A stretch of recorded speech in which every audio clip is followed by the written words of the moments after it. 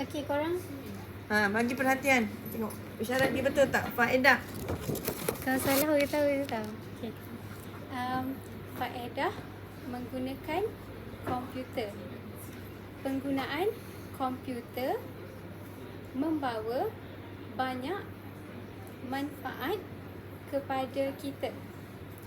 Komputer sangat berguna dalam kehidupan harian kita. Kita boleh menggunakan komputer untuk melayari internet. Kita boleh mencari banyak maklumat melalui internet.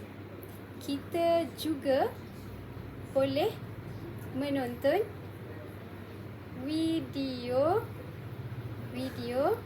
melalui komputer. Pada masa lapang, kita boleh mendengar muzik dengan dengan menggunakan komputer. Kita juga boleh. Ni saja. Saja.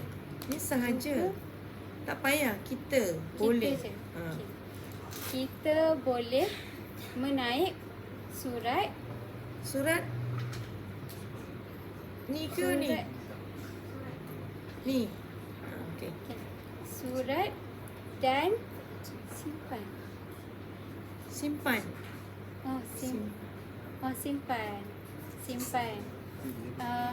Maklumat yang penting dalam komputer. Penggunaan komputer sangat berguna kepada kita. Jadi, kita mesti pandai menggunakan komputer. Hidup macam ni hidup? Tadi awak buat ke bawah. Oh. Ya, hidup.